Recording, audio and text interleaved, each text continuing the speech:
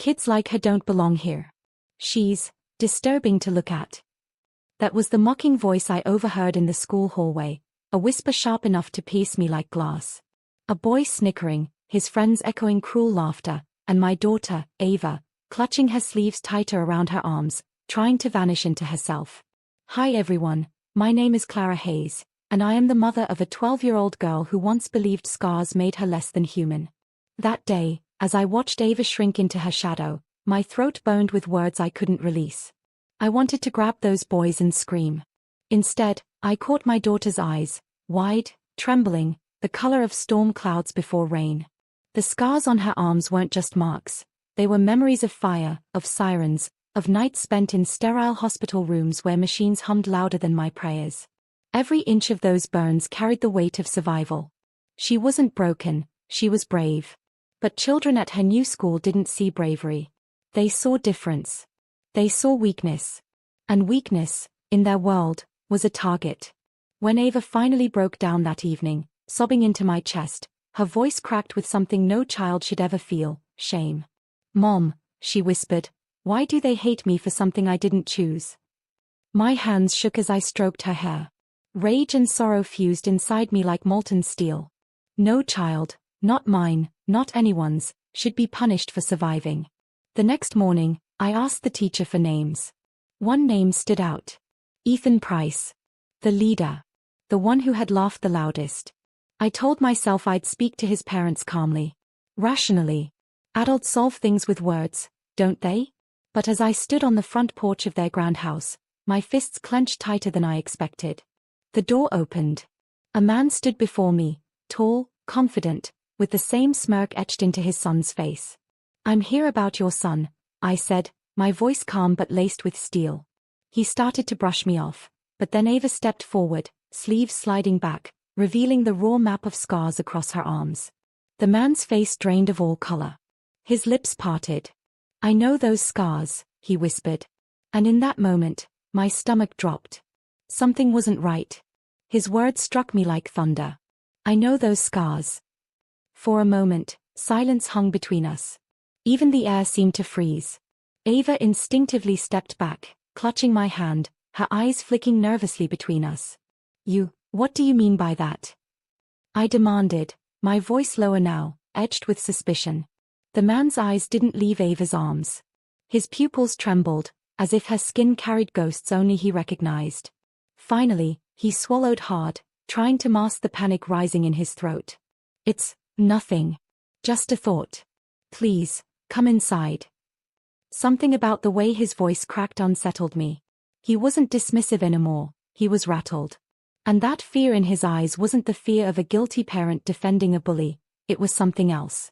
Something heavier. Inside their home, his wife joined us, unaware of the tension coiling in the air. I explained, firmly but measured, about Ethan's cruel treatment toward Ava at school. I laid bare the pain it caused my daughter. His wife's face flushed red with anger, not at me, but at him. "Again," she snapped, glaring at her husband. "How many times are we going to go through this?" "Again." The word cut through me. The man quickly silenced her with a look, then turned to me. "I'll handle Ethan. You won't have any more problems." His words were quick, almost desperate, like a man covering tracks, not solving problems. I should have felt relief. But I didn't. Because when he spoke, his eyes flicked back to Ava's arms, lingering there as though he was staring at a memory etched into her skin. On the drive home, Ava leaned against me in the car, whispering, "Mom, why did he look so scared? Did I do something wrong?" I forced a smile, hiding the unease gnawing at me. "No, sweetheart. You've done nothing wrong. Not ever." But my mind wouldn't rest. Why did he know those scars? And why did his wife act as if this wasn't the first time? That night, as Ava slept, I replayed his expression in my mind. Pale, trembling, haunted. And then a terrifying thought began to form, one I couldn't shake. What if Ethan wasn't the first child in that house to leave scars behind? Sleep evaded me that night. Every time I closed my eyes, I saw his face, pale, rigid, caught between fear and recognition. "I know those scars." The words echoed like a curse. By morning, my unease had hardened into determination. I wasn't going to let Ava walk into that school again without knowing what truth hid behind that man's reaction. When I dropped her off, I lingered in the parking lot. Through the windows, I could see Ethan laughing with his friends. Carefree. Loud. The kind of boy who thought the world was his. But something about him felt rehearsed. Like his laughter was armor. I drove back toward their neighborhood, my hands tight on the wheel. I wasn't sure what I was looking for, maybe a slip, maybe a crack in their perfect facade. But what I found was worse. Outside their home, a neighbor was tending her roses. I pulled over, feigning casual interest. Beautiful flowers, I said, forcing a smile. She smiled back, then glanced at the Price house and sighed. Not sure why you'd compliment me, dear. Next to them, my life looks so dull. Everyone thinks they're the perfect family. Perfect. I tested the word. Well, on the outside, she murmured, lowering her voice. But you didn't hear it from me, there was another boy. Before Ethan. Their first child. The tragedy nearly destroyed them. My stomach clenched. What happened? Her eyes darted nervously. Fire. They never talk about it. Just whispers, an accident, a blaze in their old house. The boy, he didn't make it. A fire. My chest tightened. Ava's scars had come from a house fire too. Different town. Different night. But how could he recognize them unless? I thanked the woman quickly and drove off, heart pounding. The pieces didn't fit. They clashed, jagged and incomplete, like a puzzle missing corners. That evening, when I picked Ava up, Ethan's mocking tone sliced through the air again. Hey, scar girl. His friends cackled. Before I could react, Ava froze, whispering to me, Mom, he said it the exact same way his father did. A chill swept through me. This wasn't bullying anymore. It was inheritance. That night, I couldn't shake it. The way Ethan's cruelty mirrored his father's tone, the exact cadence of those venomous words. It wasn't coincidence. It was a shadow passed down. I sat at the kitchen table long after Ava had gone to bed, scrolling through old archives on my laptop. My hands trembled as I searched for fires in the Price family's past. And then, there it was. House fire claims young boy's life. Parents escape with minor injuries. The article was dated 14 years ago. The boy's name, Michael Price. Ethan's older brother. The photo attached made my heart stop. Smoke curling through a roof. A stretcher with a small body hidden under a sheet. And there, in the background, stood Ethan's father, pale and shaken, his hands covered in bandages. But what chilled me most was the line buried deep in the report. The blaze began under suspicious circumstances. Authorities investigated possible negligence but closed the case without charges. Negligence. My stomach flipped. Was that why he froze when he saw Ava's scars? Because they mirrored the child he lost in that fire? Or because they reminded him of what he had done? The next morning, I confronted the school principal. Ethan is targeting my daughter because of her scars, I said firmly. And if this doesn't stop, I'll escalate it. The principal looked uneasy. Mrs. Hayes, you're not the first to complain about Ethan. But every time, his father intervenes. Of course. Influence. Power. A polished family image shielding rot underneath. That evening, I waited outside the Price home. Not knocking this time. Watching.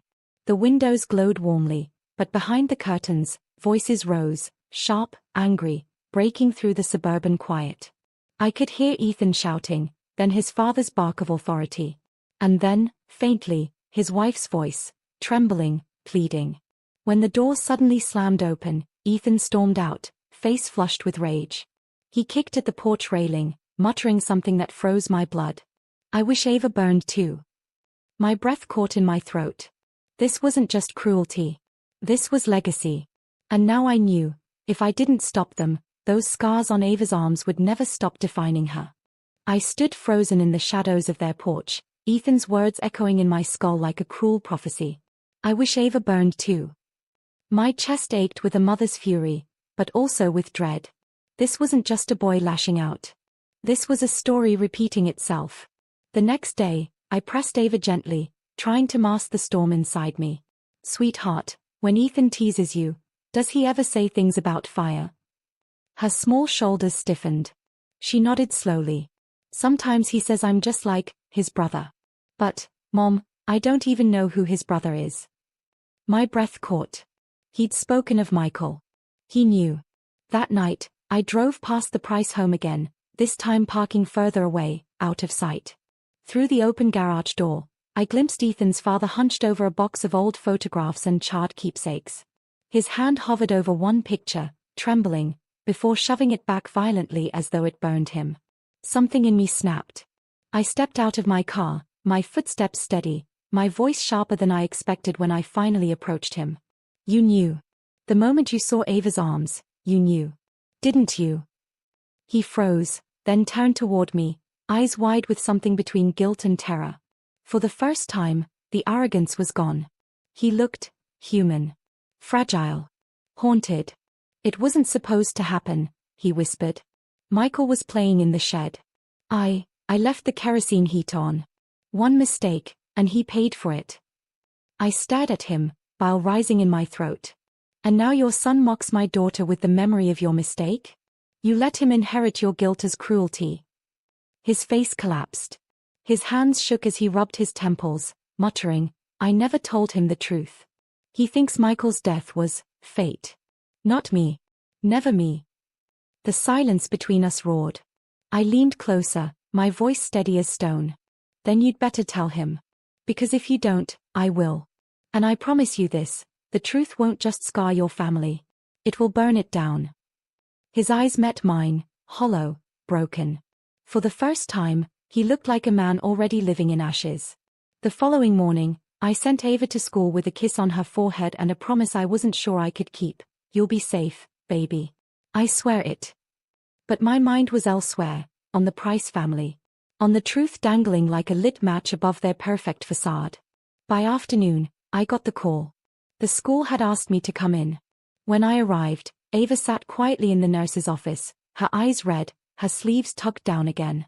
And beside her, Ethan. His lip was split, his eyes wet with rage. The principal looked torn. There was an altercation. Ethan taunted Ava. She finally snapped and shoved him. He hit the lockers. I turned to my daughter, her tiny fists clenched. My heart broke at the sight. She whispered, Mom, he said my scars look just like Michael's. How does he know that name? The room tilted. He did know. Somehow, pieces of the truth had slipped through. I demanded Ethan's parents be called in. Minutes later, they arrived. His mother rushed to him, frantic, while his father stood rigid, his gaze never leaving me. The air thickened with unspoken truths. Enough, I said firmly. This ends now. Your son is using your buried secret to torture my daughter. Either you tell him the truth about Michael, or I will. Ethan's mother froze, her hand over her mouth. Her eyes darted to her husband, betrayal flashing in them. You told me he'd never know, she whispered. You said the fire was an accident. The boy's face twisted. What fire? What are you hiding from me? The silence was suffocating. Ethan's father's jaw tightened, veins bulging in his temple. For a moment, I thought he might lie again. But then he cracked, voice breaking under the weight. Michael didn't die because of fate, Ethan. He died because of me. The room went silent. Ethan stumbled back, horror flashing across his face. His mother gasped, tears spilling. And in the corner, Ava's small voice trembled, asking the question that split the air wide open. So all this time, my scars weren't the ugliest thing in this room. The confession hung in the air like smoke no one dared breathe. Ethan stared at his father, his face pale, his fists clenched. You killed him. His voice cracked, jagged with disbelief. All this time you let me think Michael was just gone? You let me hate her, he jabbed a finger toward Ava, when it was you all along. His mother broke into sobs, years of lies collapsing into salt water. She whispered over and over, how could you? How could you let us live like this? The man I once thought unshakable now looked small, swallowed by guilt. He tried to reach for Ethan, but the boy recoiled, disgust twisting his young features. The same cruelty that once spat at Ava was gone, replaced by something raw, betrayal. Ava stood silently, her hands trembling, but her eyes were steady. For the first time, she wasn't shrinking. She wasn't hiding. She looked at Ethan and said softly, "Scars don't make you weak. Secrets do." The words pierced deeper than any wound. The principal sat in stunned silence, unsure if this was a mediation or a reckoning. I put my hand on Ava's shoulder, feeling her steady herself beneath my touch. My heart swelled with a quiet pride. She wasn't just surviving anymore. She was fighting, with dignity sharper than any cruelty. Ethan's father finally sank into the chair, head in his hands. "I thought hiding it would protect you," he muttered. "I thought if no one knew, we could move on. But the fire never left me. It found her." His eyes flicked toward Ava's arms, heavy with remorse. For the first time, Ethan's eyes softened when he looked at my daughter. Not with kindness, not yet. But with recognition. As if he finally saw her not as a target, but as another child chained to his father's fire. The silence stretched long enough to feel like forever. And then Ava whispered, her voice fragile but unshakable. "I carried my scars every day. Now it's your turn to carry yours." The room went still. The truth was no longer a secret. It was a sentence. The days that followed were quieter, but not with peace.